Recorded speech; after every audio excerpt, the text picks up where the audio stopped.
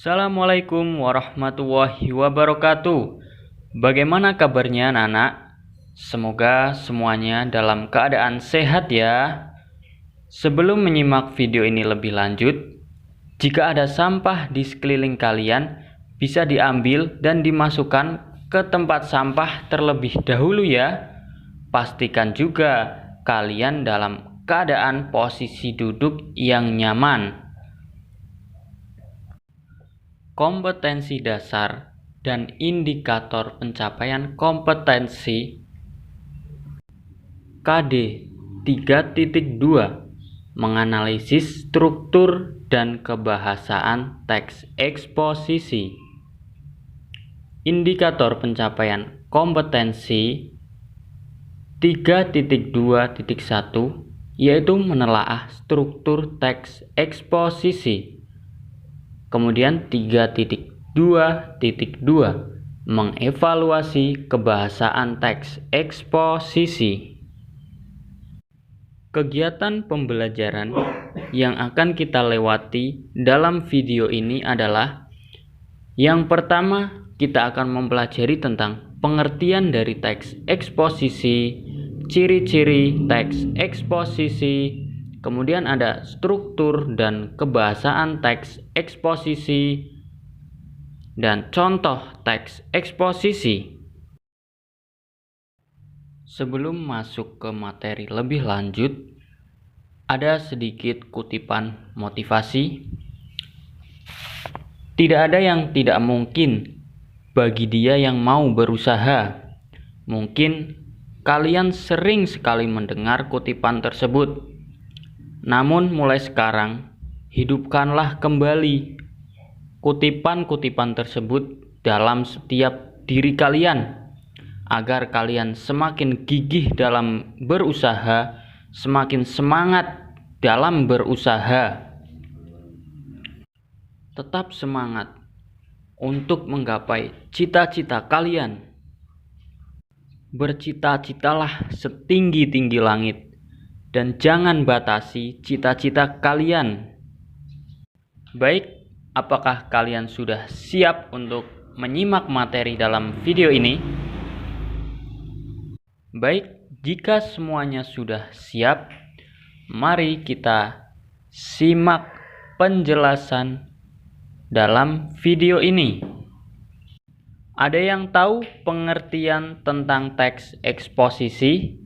Atau mungkin ada yang pernah membaca atau mendengar tentang teks eksposisi?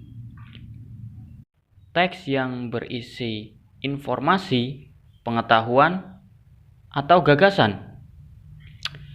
Jadi, teks eksposisi adalah paragraf atau karangan yang memuat informasi dan pengetahuan, disajikan secara singkat, padat, dan akurat.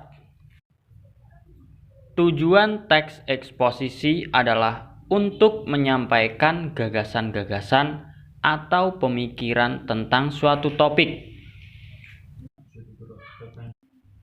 Untuk menjelaskan dan menyampaikan informasi, memuat pengetahuan secara rinci dan terstruktur dengan dasar argumentasi yang kuat. Perlu diketahui, teks eksposisi ini sifatnya ilmiah atau non-fiksi. Biasanya digunakan ketika seorang melakukan kegiatan diskusi dalam forum seminar. Teks eksposisi juga digunakan ketika menyatakan argumen dalam debat. Kaidah teks eksposisi ini ditulis atau diucapkan dengan struktur yang singkat, padat, jelas, agar mudah dipahami oleh pembacanya. Kemudian ciri-ciri dari teks eksposisi. Yang pertama, berisi informasi dan pengetahuan, bersifat informatif. Artinya setelah membaca teks eksposisi, pembaca merasa mendapatkan informasi yang baru. Kemudian teks eksposisi ini memuat fakta. Teks eksposisi memuat fakta dan disertai dengan data-data yang akurat. Penulisannya singkat, padat, lugas, dengan bahasa yang baku serta mudah dipahami. Dalam pembahasan, tentunya tidak keluar dari topiknya, membahas poin-poin penting yang benar-benar diperlukan dalam masalah yang diangkat pada teks eksposisi. Kemudian teks eksposisi ini bersifat objektif dan tidak memihak. Artinya berisi informasi yang objektif tanpa memaksakan opini. Objektif pada pembahasan, tidak memihak berarti tidak memaksakan kemauan dari penulis terhadap pembacanya. Kemudian struktur teks eksposisi. Ada 3 struktur dalam teks eksposisi. Yang pertama ada tesis atau pernyataan pendapat. Yang kedua ada argumentasi. Kemudian yang ketiga penegasan ulang. Kita bahas yang pertama, tesis atau pernyataan pendapat. Merupakan bagian pembuka dari teks eksposisi. Bagian ini berisi gagasan utama yang ingin disampaikan berdasarkan fakta yang ada pada masalah yang diangkat. Untuk dapat memahami lebih lanjut, kita lihat contoh bagian tesis dalam teks eksposisi berjudul Pembangunan dan Bencana Lingkungan. Kita bisa lihat ya, bagian ini adalah bagian tesis atau pernyataan pendapat. Yang kedua, argumentasi. Argumentasi merupakan unsur penjelas yang mendukung tesis. Bagian ini berisi penjelas yang lebih lengkap dari tesis yang dikemukakan pada pembuka teks. Umumnya berupa data hasil temuan, pernyataan ahli, alasan logis, dan fakta-fakta yang terjadi berkaitan dengan masalah yang dipaparkan.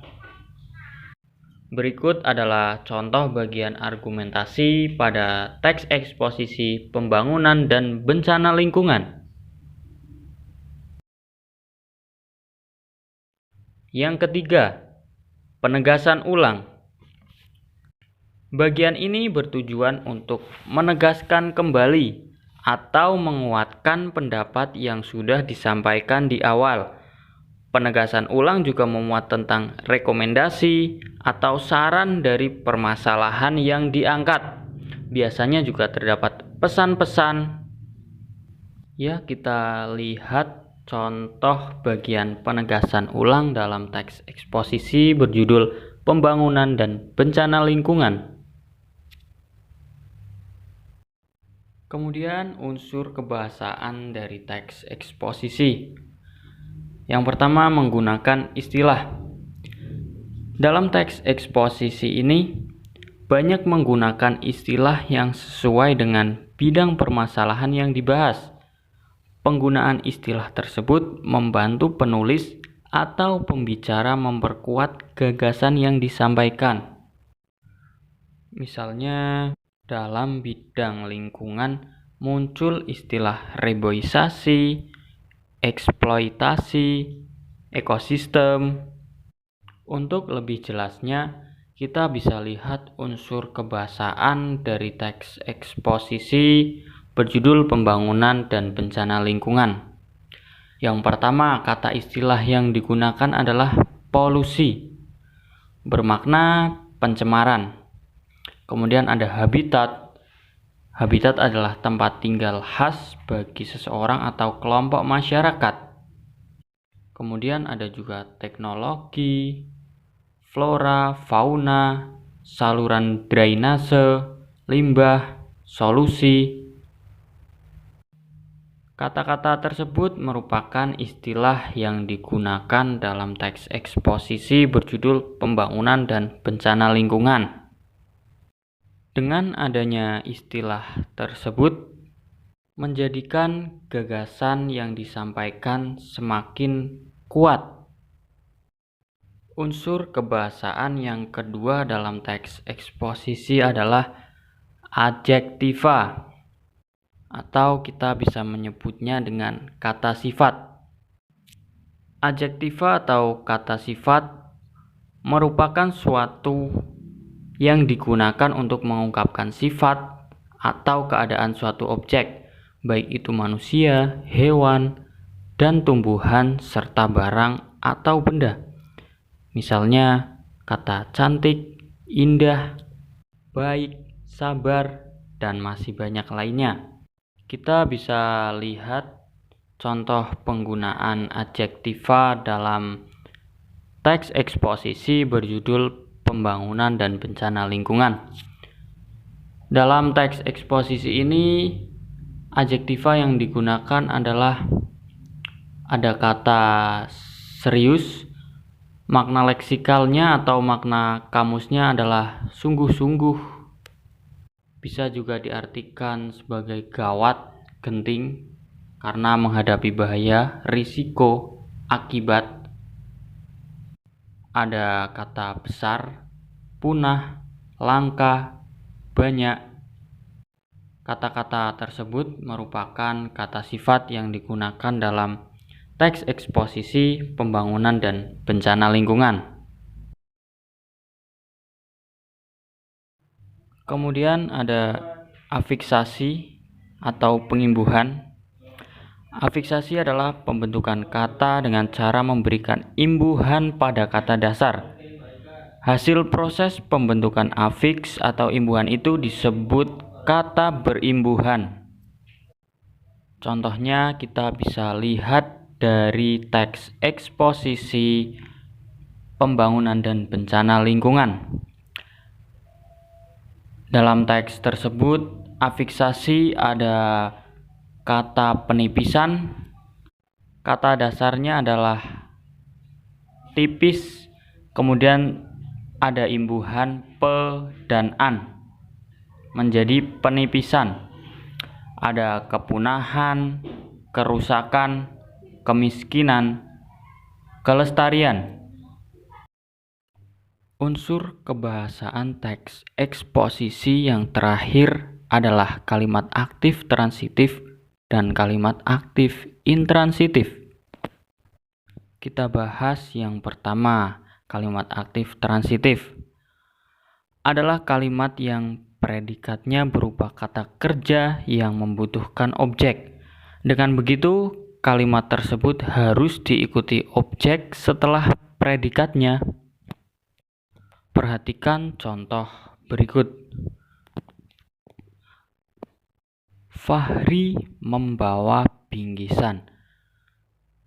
Kalimat tersebut adalah kalimat transitif, sebab predikatnya berupa kata kerja yang membutuhkan objek, yaitu membawa.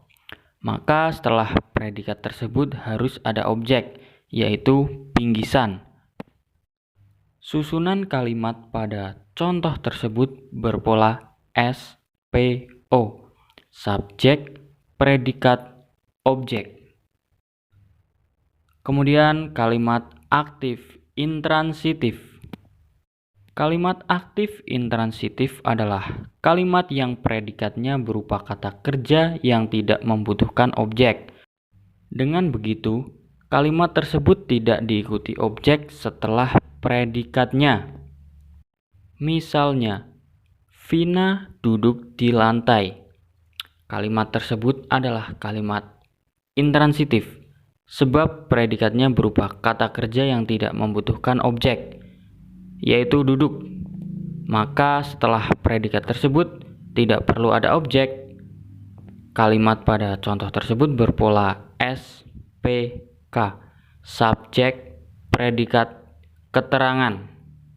Baik, saya kira kita sudah sampai pada penghujung materi. Untuk menambah wawasan kalian mengenai struktur dan kebahasaan pada teks eksposisi, kalian bisa membaca contoh teks eksposisi berjudul Upaya Pelestarian Lingkungan. Nanti kalian bisa mencoba menelaah struktur dan mengevaluasi kebahasaannya. Kesimpulan, teks eksposisi adalah paragraf atau karangan yang memuat informasi serta pengetahuan yang disajikan secara singkat, padat, dan akurat. Teks eksposisi berfungsi untuk menyampaikan gagasan atau pemikiran tentang suatu topik. Di dalamnya terdapat informasi yang memuat pengetahuan secara rinci dengan dasar argumen yang kuat. Struktur teks eksposisi ada tesis, kemudian ada argumentasi, dan penegasan ulang. Unsur kebahasaan teks eksposisi yang pertama menggunakan istilah, kemudian menggunakan adjektiva atau kata sifat, menggunakan afiksasi atau pengimbuhan, dan yang terakhir penggunaan kalimat aktif transitif dan kalimat aktif intransitif. Demikianlah pemaparan materi dalam video pembelajaran ini. Mohon maaf atas kesalahan dan kekurangan. Tetap semangat untuk belajar dan tetap semangat untuk menggapai cita-cita. Billahi taufik wal hidayah. Wassalamualaikum warahmatullahi wabarakatuh.